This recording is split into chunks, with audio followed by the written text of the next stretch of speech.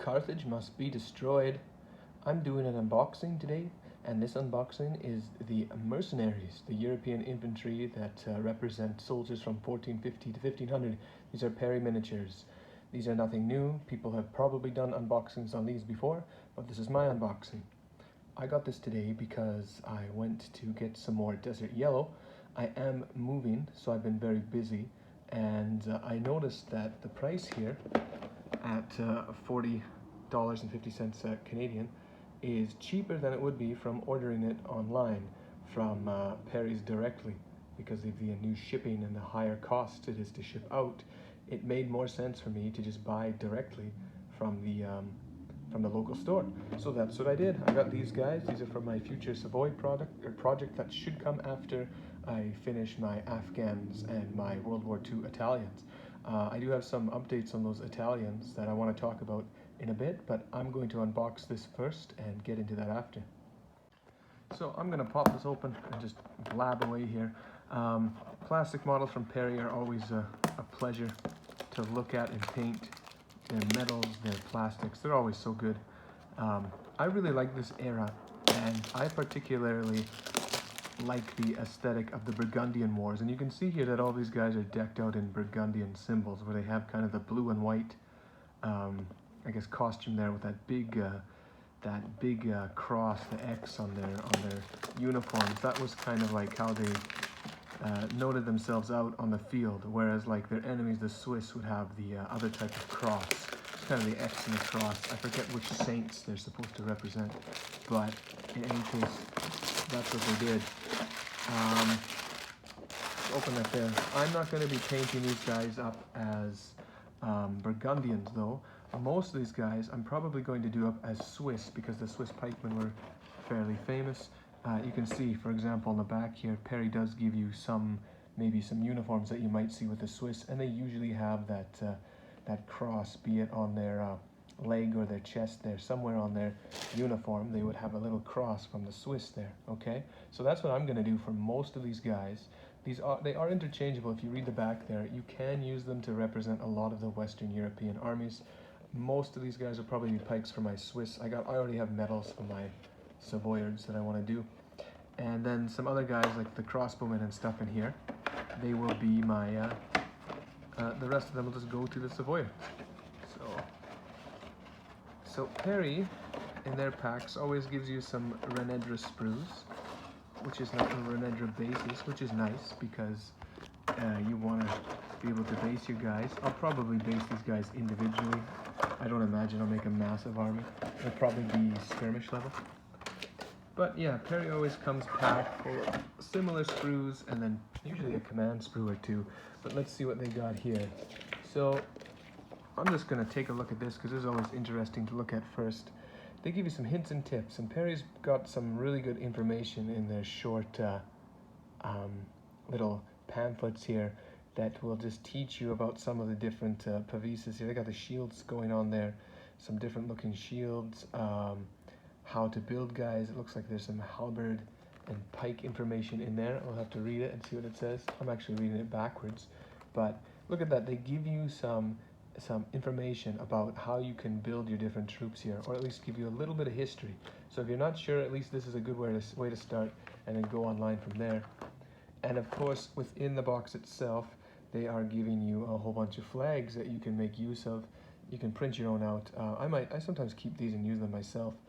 I really like that sun flag. Is there any flags on here that I will end up using?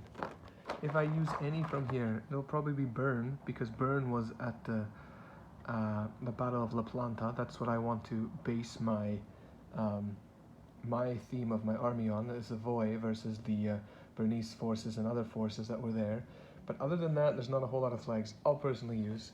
But you do get Burgundy in there, and you get a few other very useful flags. So yeah, at least if you need flags, you'll have them if you get this set. So I put the sprues aside. I'm going to take a look at, see, and there we go. We can see here that this set comes with 40 infantry men. And we have two different types of sprues here. We got the command sprue and some upgrades. And then we have 3 sprues here, okay? So each of these sprues looks like it comes with 10 guys, so 10, 20, 30. And then you get, is there enough guys in here? Are we short a sprue? Let me just check here quick. Well, I can't count. It's not 10, 20, 30. It's, it's 12, 24, 36. And then the two other sprues have the other four for 40. So obviously I can't count. But yeah, you get 3 sprues, which are your basic infantrymen, and then you get 2 sprues for commands and upgrades. So let's look at the, let's take a look at the infantry sprue here first. So here, I like this lighting here behind me. I'm on the floor, got the window open. You might hear some background noises, but I really like the lighting here. So here we have a mix of different costumes and outfits. A lot of these outfits aren't fully armed. I imagine since they're assumingly going to be pikemen, they didn't pack themselves down with too much armor. The pikes themselves would be defense enough in a long line. But you can see they have some guys mixed in with padded armor there. They all have sidearms and little trinkets at the side like sacks. This guy's got a bit more of some chain and I think it's called Brigandine, I forget the name. He's got some plate on there, which is good. Just give you a close-up of these helmets. They got all sorts of helmets here. And again, this is Western European. They could be German, France. There's a few options there. I like that Gothic helmet look. I love this era because the Gothic armor and the Italian, the Milanese armor, I think it's called, the white armor they do. On the other side here, again, you see some more guys with some plate. And you can see they kind of mixed it up. They got some partial plate, and a lot of guys don't have armor. I think that's going to be fairly typical of mercenaries. They're going to kind of have their own kits, and you know, you can mix and match it up a bit. They got the different poses in there for both crossbow and pike and halberd. And just to give you guys a closer look, there are the different heads that you will be able to use. Let's look at these pikes here. Now the pikes should be very easy, and they're not too terribly long, but long enough to be pikes and not just regular spears. They are the kind of pikes that just kind of sit on the one arm. So you're not going to have any fancy poses with these guys. They're just going to be walking with one pike in hand. I think that's the case for all of them, yeah. They're all just kind of hung onto the side there. Now this comes with 6 pikes, and 6 times 2 is 18. So you're going to be able to make 18 pikemen out of this kit. And remember that there's some halberd upgrades we'll look at after as well. Crossbowmen, how many crossbows do we have here? We got 1, 2, 3, 4. I'm counting 4, so it looks like you can make a total of 12 crossbowmen out of this kit. And I really like Perry. They put the different kinds of crossbows in there. They've got one guy here who's got a kind of crank crossbow, cranking right up at the base where he'd be holding it. I also think they have, yeah, they also have the option where you'd put the kind of a loop at the end of the crossbow loop into your foot, and they have it there where you attach a crank and you have to crank it using your using kind of like 2 cranks, not just one. So they've got different kinds of crossbows in there, which I think makes sense for the era. They also have handguns of the time in there, and I count 4 handguns here. There's the one there on the left. You see it's a very basic looking thing. These are some of the first hand cannons, the handguns they ever had. So you can make essentially 12 a mix of 12 handgunners or 12 crossbowmen, right? Because 4 times 3 on the sprues, and that gives you 12. So yeah, you can make 18 pikes out of this, and then you can make, you know, you could make like a 6 crossbowmen and 6 handgunners if you wanted to, with all the bodies supplied.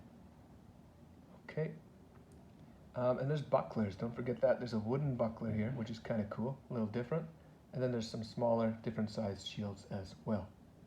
Okay, and then you get 2 of these, 2 command sprues. Now, we'll look at the bodies here first. This guy here's got the full armor on. He looks more like the commander because he's got the best gear. If he was a mercenary leader, I suspect he'd be the one most decked out, and that seems to be the case, head to toe in plate. Over here, this guy's got a fancy robe on. He could be the leader too. He's also going to have a lot of plate on, I think, just based on his setup there. There are a bunch of bigger sidearms here, and you get a total of, which look like 6 sheathed swords, and then you have 2 that will have open swords. So you could put a number of these on your mercenaries as well, so they don't just have daggers. On the other sprue, they just look like they're armed with knives. But if you want to give them proper swords as well, there's an option for that. There's a drum, because you know you got guys that can beat drums. This one looks like it's okay. It's more like a, I don't know what they're called. It's like, it's not a full drum, but it's almost like a tambourine, like a, a partial drum or something. I'm not exactly sure what they're called. There's the pavis here, and they have the one with kind of like the board running down the center, as well as the flat one. So you can probably find some decals online if you want them, order them in. There's the back shots of those guys too. Oh, I love that guy's armor. But yeah, the pavis you can either paint on, or you can, you know, get some sort of decal and go on there with them as well. There's a guy here that has, looks like a two-handed sword. I don't know how well you can see that, but that's kind of cool. Kind of the commander has a long sword. We looked at those swords already. You're gonna get a flagman here. He's gonna have a simple spear or a pike. I guess you could represent another pikeman if you don't want a flag, but he's holding it in his left hand, so I assume that would be more like the flag or the man, the bearer, or the standard bearer. This guy's got a knife out and a sword on that arm.